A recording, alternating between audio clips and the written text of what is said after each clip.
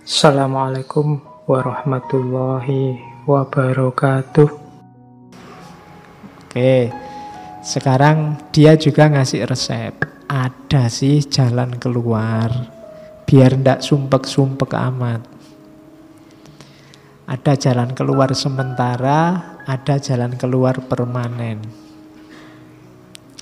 Ada untuk mengatasi penderitaan, jalan keluar pertama adalah lewat jalur estetik atau seni. Beruntunglah orang yang punya sense estetika tinggi. Karena seni itu katarsis dari banyak penderitaan yang melampaui ruang dan waktu. Coba diingat-ingat, waktu kalian dekat sama seni, apakah itu gambar? Yang pintar gambar, waktu gambar, itu kan semua penderitaan lenyap. Waktu kalian dengerin musik, musik itu musik paling seni paling tinggi bagi Schopenhauer.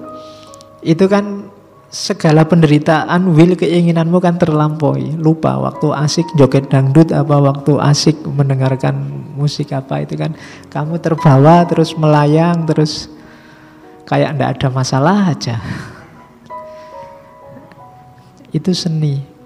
Yang asik gambar, yang asik mahat, yang asik bikin puisi. Itu kan seolah-olah semua problem, semua keinginan itu sudah luntur, ndak ada artinya lagi. Makanya kadang-kadang untuk meredakan stres itu kan kita disuruh mendengarkan musik. Karena musik punya daya katarsis, daya membersihkan. Jadi untuk mengatasi penderitaan ada jalan pertama, yaitu jalan estetik, seni. Seni ini biasanya punya karakter bentuk yang bebas, tanpa kepentingan dan kontemplatif, melahirkan kejernihan berpikir. Itulah seni. Jadi kita dibersihkan, kemudian di senilah kita bebas. Seni itu termasuk kebebasan karena orang tidak bisa memaksa dirinya suka seni tertentu yang dia tidak suka. Selalu sifatnya bebas. Jenis musik yang disukai apa? Kalau sukanya dangdut dipaksa suka jazz apa blues, ya tidak akan mungkin. Wis ngertine ya dangdut. Pokoknya Via Valen sama siapa? Iya loh, hafalanmu bodoh berarti. Karena kalau tak tanya artis jazz atau artis blues ora iso jawab kowe. Isone dangdut, berarti seleranya kan di sekitar itu. Kamu sudah mendengarkan, kalau sudah ketemu Via Valen, katarsis sudah bersih, sudah ekstase. Sudah ndak inget lagi kuliahnya tinggal berapa semester, sudah ndak inget lagi duitmu sudah tipis, ndak inget lagi sedang gegeran, pokoknya goyang terus. Itulah seni. Ya seni apapun. Makanya punya keterampilan seni itu lumayan untuk katarsis diri. Ya ndak bisa main musik, ya gambar, ngelukis, ya kan? Ndak usah minder, lukisan itu yang paling jelek paling laku. Kalau lukisanmu bagus, persis kayak aslinya, itu murah, dijual di pinggir-pinggir jalan itu banyak. Ada orang ngelukis pemandangan persis kayak gunung, persis kayak sawah, itu ya murah harganya. Tapi coba kamu ke Museum Affandi, kamu ke museum, lukisan ndak jelas, urek-urek, itu mahal. Jadi kalau kamu stres gambar, sak senengmu apa gitu, terus kasih judul yang khas itu mahal. Anggap aja kepuasan batin lah, apalah gitu. Itu seni. Katanya Schopenhauer bagus tentang musik. Ya bagi yang suka musik.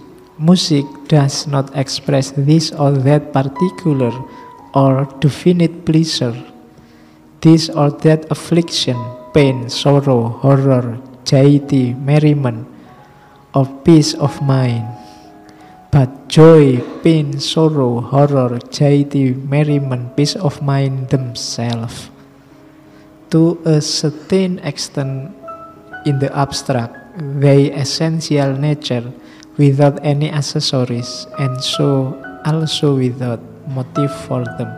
Jadi musik itu tidak bahas kesedihan yang tertentu atau kesenangan tertentu. Pokoknya ya kesedihan ya kesenangan umum gitu aja, abstrak. Ada lagu ditinggal pacar kan kamu nggak bahas itu pacarnya jenenge sopo, anak mana, kan tidak begitu. Jadi pokoknya ada kesedihan ditinggal pacar gitu aja. Sifatnya abstrak. Jadi itu abstrak tanpa kepentingan, tidak berpihak pada siapapun, tidak nempel apapun. Itu yang dia akhirnya punya daya katarsis, punya daya membersihkan. Jadi itu gunanya musik. Makanya kadang-kadang kamu misalnya baca sholawatan itu kan rasanya sampai koyo ekstase, padahal tidak ngerti artinya sholawat yang kamu baca apa. Itu menunjukkan musiknya sendiri ada dayanya, ada daya pembersihnya. Jadi musik bisa jadi jalan keluar, meskipun jalan keluar sementara. Kenapa? Karena musik hanya memberikan kelegaan sementara, lega sementara, terbebaskan sementara. Nanti musiknya dimatikan, kamu kembali lagi ke hidup sehari-hari ya sumpek nih. Kalau jogetnya sudah selesai, pulang ke rumah sumpek lagi. Maka dia katarsisnya hanya sementara, tidak panjang. Kalau begitu boleh alternatif jalan kedua. Untuk mengatasi penderitaan ada jalan kedua, yaitu jalan etis, etika. Jalan kedua ini adalah melakukan kebaikan kepada orang lain atas dasar simpatik. Kita kan menderita, orang lain juga menderita. Ada yang bisa membuat kita agak terbebas dari penderitaan apa?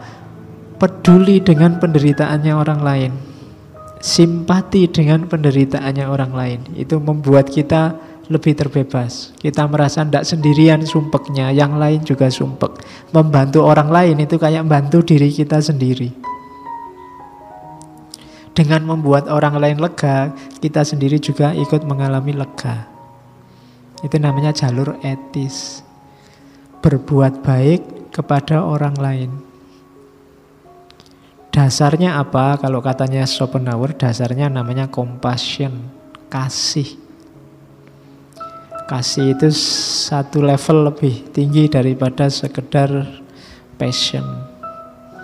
Apalagi cinta yang hasrat, yang nafsu. Jadi compassion ini, kasih ini levelnya Rahman Rahim, bukan lagi mahabbah atau mawaddah. Jadi compassion, sayang pada orang lain. Atau kalau bahasa Yunaninya agape. Agape itu cinta sesama yang tanpa pamrih. Nah, ini jalur etis. Kita ngambil jalur ini bisa menyenangkan orang lain. Dan akhirnya diri kita sendiri ikut senang, ikut bahagia. Itu juga melegakan. Jadi orang lain lega, kita juga lega. Nah, ini namanya jalur etis. Makanya kita disuruh berbuat baik sebanyak-banyaknya. Itu sebenarnya bukan untuk siapa-siapa, untuk biar kita sendiri nggak menderita. Ya, yang suka berbuat baik pasti ngalami kebahagiaan melihat orang lain bahagia karena tindakan kita. Jadi ini jalur kedua. Bantulah orang lain, simpatiklah dengan orang lain. Katanya Schopenhauer, compassion is the basis of all morality. Kasih sayang itu dasarnya semua moralitas. Jadi meskipun orangnya agak murung, agak pesimis, agak antisosial. Dia masih ceramah bahwa kita harus berbuat baik dengan orang lain. Oh, berarti kan si rodok waras. Meskipun cara mikirnya agak muram, agak suram. Cuma ada cumanya ternyata. Compassion ini sebenarnya seni juga begitu, tidak akan bisa menyembuhkan penderitaan kita secara total. Kenapa? Karena masih terikat dengan kehidupan.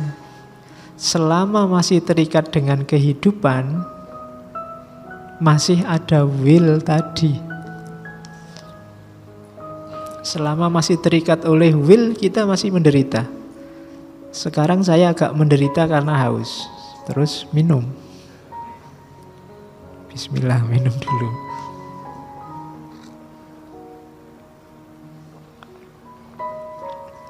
Alhamdulillah, minumnya selesai. Kan tidak selesai, masih ada penderitaan baru muncul. Yo, ngajinya masih terus lagi berarti. Masih belum selesai capeknya, masih ada lagi, selalu begitu.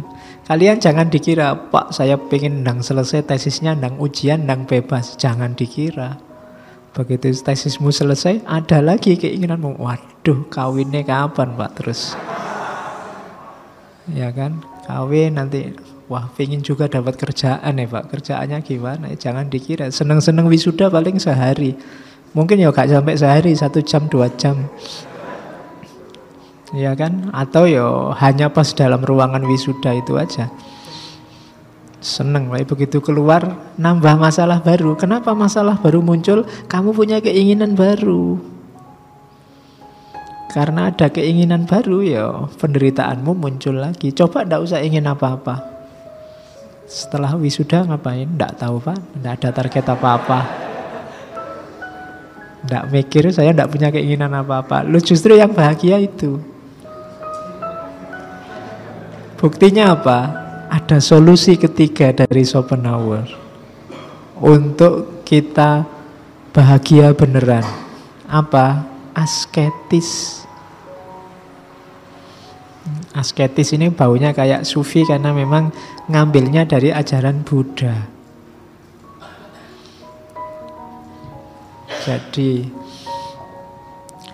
semakin banyak keinginan, kita semakin sakit.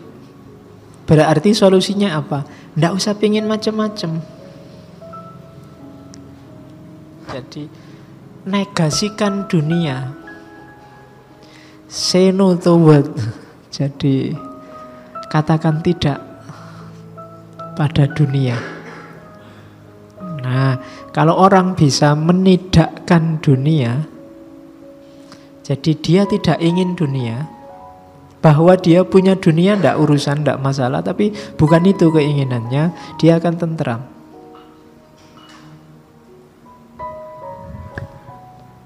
Jadi lampauilah egomu, hiduplah secara asketis. Asketis itu bebaskan dirimu dari keinginan-keinginan duniawi. Orang asketis kan gitu. Para petapa kan begitu. Jadi tidakkan dunia. Kayak kamu tadi, cita-citamu ini apa? Kamu sudah lulus? Nggak tak pikir Pak itu. Lalu itu kan kamu bebas, bisa bahagia. Tapi kalau kamu nggak tahu Pak, saya mikir sejak kemarin nggak ketemu-ketemu, sumpek. Dua-duanya sama-sama nggak dapat kerjaan. Cuma yang satu seneng-seneng aja, yang satu sumpek. Nah, yang satu bisa menidakkan keinginan. Ini versinya Arthur Schopenhauer. Kenapa orang desa itu lumayan lebih tentram hidupnya meskipun secara materi tidak sebanyak yang dimiliki orang kota? Karena keinginannya tidak terlalu banyak. Alas yang penting bisa makan beres. Kalau kita kan gak cuma bisa makan, ya bisa makan, ya bisa punya motor, ya bisa punya mobil, ya bisa, ya enggak, ya tetap enggak ada akhirnya. Tapi kalau keinginan kita batasi sendiri, kita selesaikan sendiri keinginan kita. Selesai sudah saya dengan dunia, saya tidak jatuh cinta lagi. Dunia aku talak 3, kayak katanya Ali bin Abi Thalib itu kan. Ya dunya hurri ghairi, faqad tolak tuka salah satan. wahai dunia, godalah yang selain aku. Gak usah goda aku lagi. Kenapa? Kamu sudah ku talak 3. Kalau bisa kayak gini hebat. Itu berarti mengikuti sarannya Schopenhauer. Jadi mematikan keinginan. Secantik apapun, seindah apapun dunia, jangan dikira aku akan tergoda. Silahkan dunia menggoda orang lain daripada capek-capek menggoda aku. Karena sudah ku talak 3. Wah, itu kehidupan asketis. Tidak penting lagi dunia, tidak penting lagi nama besar, tidak penting lagi kekayaan, tidak penting lagi. Segala yang sifatnya dunia tidak penting. Orang semacam ini sudah beres dengan dunia. Jadi maka dia tidak akan tertipu lagi. Solusi asketis ini kalau menurut Schopenhauer lebih permanen dibandingkan solusi etis maupun solusi estetis.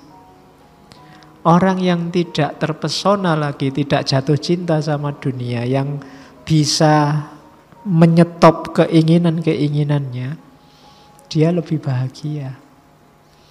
Orang yang tidak banyak harapan, tidak banyak keinginan kan lebih mungkin untuk nemu kebahagiaan. Kalau bahasa orang Jawa, orang yang ngerti sudah. Sudah Pak, saya kuliah S1 aja mati-matian, nanti kuliah S2 mau jadi apa? Sudah. Sekarang mikir yang lain. Nah itu orang yang ngerti sudah, ngerti selesai. Kita selama ini menderita karena kita tidak pernah ngerti titik. Kita selalu koma. Akhirnya kita selalu tidak puas. Dikasih apapun tidak puas. Karena keinginan kita sendiri yang tidak pernah habis, tidak pernah berhenti. Maka ayo kita kenali titik sudah dalam hidup kita. Di situ sebenarnya kuncinya kebahagiaan. Sebanyak apapun harta kita, setinggi apapun karir kita, semulia apapun status kita di tengah masyarakat, kalau hidup kita masih banyak sekali kehendak yang ingin diwujudkan yang belum terwujud, ya kita belum bahagia. Hidupnya masih menderita. Jadi kalau ini pengaruh kuat dari ajaran Buddhisme. Jadi ajarannya agama Buddha. Jadi hidup itu maya, maka kita harus mencapai nirwana. Nirwana itu kondisi ketika orang sudah mencapai nothingness tanpa kehendak. Kadang-kadang oleh orang Indonesia nirwana itu dianggap surganya. Mungkin juga. Meskipun konotasinya kan kebalikannya. Kalau di kita kan, kita memahami surga itu kan penuh nafsu. Iya kan? Surga dalam imajinasi kita kan isinya nafsu dok. Bidadari lah, makan enak lah, mau apa-apa tinggal nyeduk, tinggal ngambil, datang sendiri. Bayanganmu kan selalu itu. Surga yang penuh hasrat dan penuh nafsu. Kalau di Buddha, nirwana itu justru kebahagiaan sejati itu ketika kita sudah selesai dengan dunia, dengan diri kita. Jadi disitulah kita bisa menciptakan surga kita sendiri. Jadi surga kita di dunia itu bukan ketika kekayaan kita berlimpah ruah, harta melimpah ruah, enggak. Tapi ketika kita bisa mengendalikan keinginan, bisa menyetop, bisa titik dengan dunia. Sudah tidak koma lagi, selesai, di situ kita bahagia. Nah itu cara semacam ini namanya cara asketis. Jadi asketisisme, kehidupan yang asketik, menjauhi dunia. Cuma untuk mencapai level ini ya perjuangannya berat. Para sufi itu riadohnya ya berat-berat. Kalau untuk kita ya agak berat. Mungkin kita kalau lewat jalur seni masih mungkin, kalau lewat jalur etis masih bisa lah. Tapi jalur ini harus meluangkan waktu khusus untuk latihan. Karena sudah terlanjur cinta kita sama dunia. Kalau sudah terlanjur cinta kan dipisahkan susah. Oke, biasanya kamu benci dunia kan kalau pas sumpek, kalau pas patah hati, kalau pas tujuan tidak tercapai, baru kamu benci dunia. Tapi nanti kalau tercapai, cinta lagi. Keinginannya tambah lagi. Maka jiwamu perlu dilatih, katanya orang-orang sufi, sampai tidak terikat oleh dunia. Sehingga para sufi kan sampai menyarankan uzlah. Uzlah itu menjauh dari dunia. Menjauh biar, karena kalau dekat itu ya rasa cintanya susah hilang. Kalau selalu dekat susah hilang. Misalnya kamu nembak kok ditolak, itu kan kalau masih sering ketemu tiap hari masih sakit hatimu, cintanya masih ada. Kalau sudah tidak ketemu sekalian, selesai, sudah tidak ada. Makanya terus para sufi menyuruh kita uzlah dari dunia, biar tidak ketemu tiap hari sama dunia. Kalau masih ketemu tiap hari, cintanya masih besar. Maka disuruh uzlah. Ini jalan asketis. Agak berat, tapi hasilnya permanen. Bisa membuat orang bahagia. Tidak terburu-buru oleh dunia lagi. Kok tidak bunuh diri saja, suicide? Ya ndak, katanya Schopenhauer. Lupa, daripada dikejar keinginan sumpek, karena hidup ini penderitaan, mbok wis mati wae. Bunuh diri ndak, katanya Schopenhauer. Bunuh diri itu menunjukkan kita masih dikungkung oleh keinginan. Keinginan untuk mati. Sama saja. Jadi tidak bebas dari keinginan. Makanya kalau orang bunuh diri itu kan dikhawatirkan rohnya masih melayang-layang. Karena dia masih penuh dengan keinginan. Jadi bunuh diri bukan solusi, dia tidak akan menyelesaikan masalah. Jadi jangan ambil solusi singkat bunuh diri. Karena bunuh diri menunjukkan kamu masih dikuasai, masih dikungkung oleh yang namanya keinginan. Maka hindari itu bukan solusi. Yang solusi satu di antara tiga tadi, seni, etis, dan estetis. Oke, untuk malam hari ini saya cukupkan sekian dulu. Mohon maaf kalau ada yang kurang berkenan, mungkin 1-2 kekurangan apa, mohon dimaklumi. Kalau ada kekhilafan, kealpaan yang teman-teman ngerti benernya seperti apa, ya silahkan disampaikan. Kurang lebihnya mohon maaf. Wallahul muwaffiq, wallahu a'lam bissawab. Wassalamualaikum warahmatullahi wabarakatuh.